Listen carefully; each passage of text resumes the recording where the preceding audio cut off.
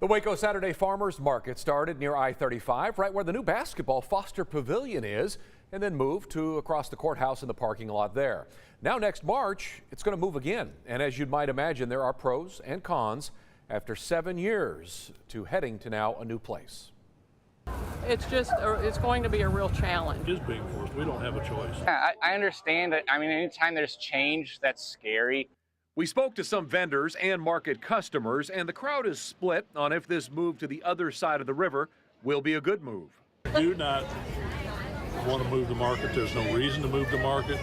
You're moving to a smaller place with no parking in an area of town that they've tried to revitalize since at least the 80s, and it hasn't happened.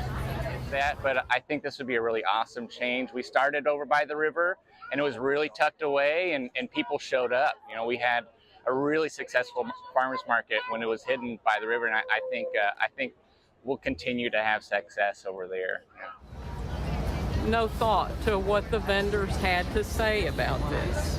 And so we have a lot of questions. I'm not saying it's a bad location, but there are a lot of things that I see as a problem over there. There's not much infrastructure over there.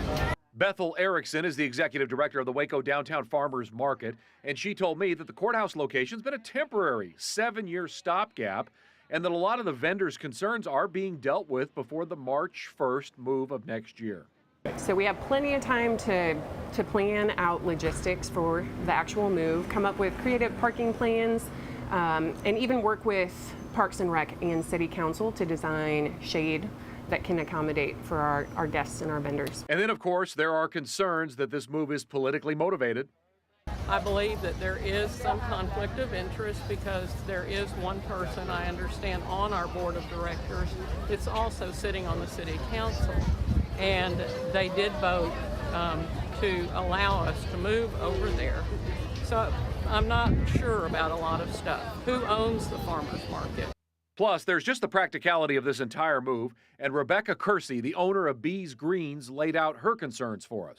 I have 3 major concerns with it. First and foremost is ADA compliance is not up to code in that area.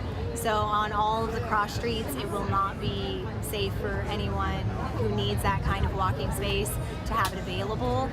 The next really large problem that I have with it is we will be losing 800 plus parking spaces from moving from this location to that location. And the third, not as big a deal, is that there's absolutely no shade in the area. We'll have plenty of meetings leading up to the move, so we'll have a Q&A next month for vendors who have more specific questions, and then we'll be walking through logistics at the beginning of January, as well as pushing out a marketing plan to inform the rest of the community.